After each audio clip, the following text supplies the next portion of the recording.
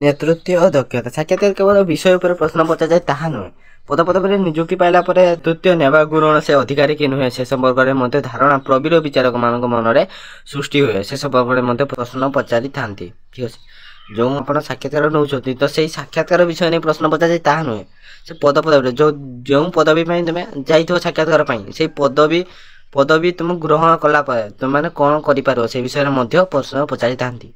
तेणु अति कौशलपूर्ण भाव में निजर नेतृत्व नेबार दक्षता साहसिकता दाम्भिकता एपरिक सांगठनिक दक्षता अच्छी बोली सूचना देवा उचित ताकू मूल्यांकन कर विशेषज्ञ व्यक्ति को निर्वाचन करते। तेणु मन भर आत्मप्रत्यय पूर्वक निजर साहस नेतृत्व दक्षता को प्रमाण सिद्ध करने उचित। धैर्य कथार अच्छे धैर्यर फल मीठा तो साक्षात्कार जो मैंने धैर्यर सह प्रश्नकर्ता प्रश्न शुणती और मानसिक स्तर प्रस्तुत हो सठिक उत्तर प्रदान करती नम्र विनय भाव में मधुर वक्तव्य रखती से प्रति गोटे वरदान सृष्टि कौन कथार अच्छे धैर्यर फल मीठा तो साक्षात्कार जो धैर्यर सह प्रश्नकर्ता जिते प्रश्नकर्ता क्वेश्चन पचारे तो धैर्यर सह शुणव प्रथम तो मानसिक स्तर प्रस्तुत हो सठिक उत्तर प्रदान करती और नम्र विनय भाव में मधुर वक्तव्य रखती विनय भाव में गोटे भल कंठर कर धीर कंठर जदि उत्तर रखती तो फल साक्षात्कार सफलता मिले। तेणु प्रश्न पचार सरी न पूर्व अधैर्य हो प्रगल्भा पड़ी उत्तर रखु ना या प्रतियोगी शुभकर नुहे जमी क्वेश्चन गोटे पचार सरी न तुम्हें उपरिया पड़ी आंसर दे दियो आग पड़ी तो भूल। ठीक अच्छे क्वेश्चन पचारि छाड़े आंसर रखा उचित।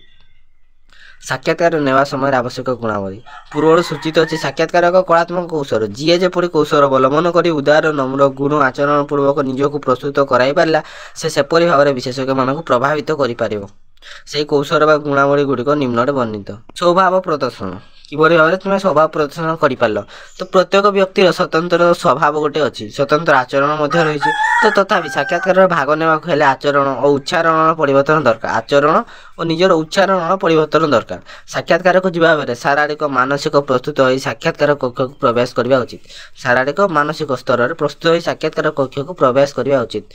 अंतत पक्षे परिष्कार परिच्छन्न वेश पोशाक परिधान करने उचित अत्यंत पक्षे परिष्कार परिच्छन्न वेश पोशाक परिधान करने उचित। भद्र भाव में सम्मान सूचक प्रणाम जनाई अनुमति नहीं निज स्थान में बसवा दरकार। धैर्यर सह प्रश्न गुड़िक शुणी उत्तर रखिले विशेषज्ञ मान मन में प्रतियोगी प्रति भल धारणा सृष्टि हुए।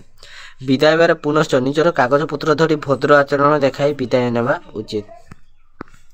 विषय ज्ञान जो विषय आधारित साक्षात्कार डका जाए ता उपरे प्रतियोगी बहुल ज्ञान थिबा दरकार। ठीक अच्छे जो टॉपिक तुमको डका जाए तो ता भितर तुम्हें पूरा भितरिया सब पढ़ी पूरा जाइए बहुल ज्ञान दरकार।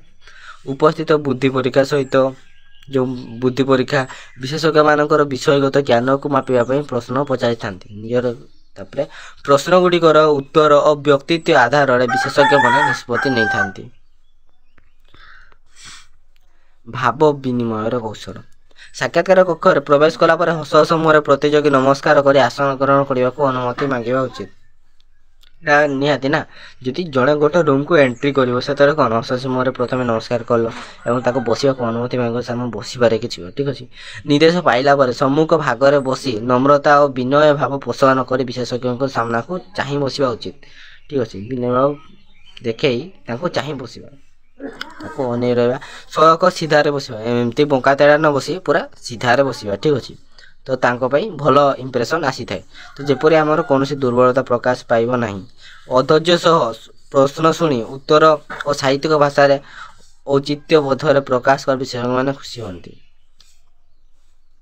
धैर्य सह ठीक अच्छे अधैर्य नुहे से धैर्यर सह जब उत्तर शुणव तो खुशी हमें से प्रतियोगी मैंने पूर्व प्रस्तुति हो कक्ष को जावा उचित पूर्व सब से टॉपिक प्रस्तुत होना कक्ष को जावा उचित। मानसिक सतर्कता बेले बेले जन प्रतियोगी को अनेक विशेषज्ञ प्रश्न पचारि तत्काल जनक पर जन प्रश्न पचारि विभिन्न धरण प्रश्न पचारि केतबेले साधारण प्रश्न पुणी केतबेले जटिल प्रश्न। ठीक अच्छे एका समय अनेक गोटे प्रतियोगी से बसता ना तो से समस्त भिन्न भिन्न प्रश्न पचारि जड़े साधा पचार और जड़े जटिल पचार से तो प्रत्येक प्रश्न गुड़िक शुणी निर्दिष्ट समय भितर प्रश्न सठिक उत्तर देवाई मानसिक स्तर में तत्क्षणात प्रस्तुत होगा पड़े। ପ୍ରତିଯୋଗୀ ଏଥିପାଇଁ ବିଶେଷଜ୍ଞମାନଙ୍କ ପ୍ରଶ୍ନଗୁଡ଼ିକ ତୀକ୍ଷ୍ଣ ନଜର ଦେବା ଆବଶ୍ୟକ। ଏହି କୌଶଳ କେବଳ ଜ୍ଞାନ ଗୁଣୀ ଚତୁରମାନେ ଆୟତ୍ତ କରିବାକୁ ସମର୍ଥ ହୋଇଥାନ୍ତି। ତାପରେ ଆଚରଣ ଓ ନମ୍ରତା। ସାକ୍ଷାତକାର କକ୍ଷକୁ ଯିବା ଠାରୁ ବିଦାୟ ନେବା ପର୍ଯ୍ୟନ୍ତ ଭଦ୍ର ଓ ନମ୍ର ଭାବ ଦେଖାଇବା ଉଚିତ। ବିରକ୍ତି ଭାବ ଦେଖାଇବା ଅନୁଚିତ। ତ ଟିକେ କଥାରେ ବିରକ୍ତି ଭାବ ଦେଖାଇବା ଅନୁଚିତ, ଭୁଲ। ଜଟିଳ ପ୍ରଶ୍ନର ଉତ୍ତର ନ ଦେଇ ପାରିଲେ ବିନୟ ଭାବରେ ଜାଣି ନାହିଁ ବୋଲି କହିବା ଭଲ। ଜାଣି ନ ପାରିଲେ ଜାଣି ନାହିଁ ବୋଲି କହିବା ଭଲ। ଉଚ୍ଚ ସ୍ତରରେ ବାକ୍ୟାରୋପ କରିବା ପାଇଁ ନାହିଁ କିମ୍ବା ଥଙ୍ଗ ହେବା ନାହିଁ। ଉଚ୍ଚ ସ୍ତରରେ ବାକ୍ୟାରୋପ କରିବା ନାହିଁ। ଚେୟାରରେ ବସିଥିବା ବେଳେ ଅଙ୍ଗଭଙ୍ଗୀ ପରିଚାଳନା ସାଧୁତା ବିଧେୟ। ମୁଣ୍ଡ କୁଣ୍ଡାଇବା, ଆଗକୁ ଝୁଙ୍କିକି ବସିବା, ନଖ କାମୁଡ଼ିବା, ଗୋଡ଼ ହଲାଇବା, ମୁଣ୍ଡ ଟୁଙ୍ଗାରି ଉତ୍ତର ଦେବା ଇତ୍ୟାଦି ଅସାଧୁ ଲକ୍ଷଣ। ଏପରି ଆଚରଣ ସାକ୍ଷାତକାର ଲକ୍ଷଣ ନୁହେଁ। ଏଥିପ୍ରତି ସତର୍କତା ଅବଲମ୍ବନ କରିବା ଉଚିତ। ଦୃଢ଼ ମନୋବଳ ଓ ଇଚ୍ଛାଶକ୍ତି। ପ୍ରତିଯୋଗୀ ମନରେ ଦୃଢ଼ ମନୋବଳ ନେଇ ସାକ୍ଷାତକାର ଗୃହକୁ ପ୍ରବେଶ କରିବା ଉଚିତ। ଏପରି ହେଲେ ତାଙ୍କ ନିଜ ଉପରେ ବିଶ୍ୱାସ ଜନ୍ମେ। ଅସୀମ ସାହସରେ ସେ ପ୍ରଶ୍ନ ଗୁଡ଼ିକର ଉତ୍ତର ରଖନ୍ତି। ଆତ୍ମସମ୍ମାନ ବଢ଼େ, ସୁଫଳ ମିଳେ। ଦୃଢ଼ ଇଚ୍ଛାଶକ୍ତି ଥିଲେ କାର୍ଯ୍ୟ କରିବାକୁ ପ୍ରେରଣା ଯୋଗାଏ। ତେଣୁ ଏଥିପ୍ରତି ଯତ୍ନବାନ ହେବା ଉଚିତ। ଲାଷ୍ଟରେ କ'ଣ ହେଉଛି? ଭୟ ସଂକୋଚ। ସାକ୍ଷାତକାର ସମୟରେ ଭୟ ସଂକୋଚକୁ ମନରୁ ଦୂର କରି ସକାରାତ୍ମକ ଚିନ୍ତାଧାରା ନେଇ ସାକ୍ଷାତକାର ଗୃହକୁ ପ୍ରବେଶ କରନ୍ତୁ। ଆତ୍ମବିଶ୍ୱାସ ବଢ଼ିବା ସଙ୍ଗେ ସଙ୍ଗେ ସାହସ ଜନ୍ମେ। ଭୟ ରହିଲେ ଆତ୍ମପ୍ରତ୍ୟୟ ସୃଷ୍ଟି ହୁଏ ନାହିଁ। ଯଦି ଭୟ ରହିବ ତ ଆତ୍ମପ୍ରତ୍ୟୟ ସୃଷ୍ଟି ହେବନି ସେ କ୍ଷେତ୍ରରେ। ଜ୍ଞାନ ଥିଲେ ମଧ୍ୟ ପ୍ରଶ୍ନର ଉତ୍ତର ଦେବା ବେଳେ ବ୍ୟତିକର୍ମ ହୁଏ। ଜ୍ଞାନ ଥିଲେ ମଧ୍ୟ ସେତେବେଳେ ଉତ୍ତରଟା ଜଣାଥିବ କିନ୍ତୁ ଉତ୍ତରଟା କହିପାରିବନି। କ'ଣ? ସେଇ ଡରିକି ପ୍ରତିଯୋଗୀ ଅସଫଳ ହୁଏ। ତେଣୁ ପ୍ରତ୍ୟେକ ପ୍ରତିଯୋଗୀ ମନରୁ ଭୟ ସଂକୋଚରୁ ପରିହାର କରି ସାକ୍ଷାତକାର ଗୃହକୁ ପ୍ରବେଶ କଲେ କାର୍ଯ୍ୟ ସଫଳ ହେବାର ଭାବନା ଆସିବ। ତ ଠିକ୍ ଅଛି, ଏଇଠି କ୍ଲାସ୍ଟି ଏଇଠି ସରିଲା। ତ କେମିତି ଲାଗୁଛି କମେଣ୍ଟ ମାଧ୍ୟମରେ କୁହନ୍ତୁ।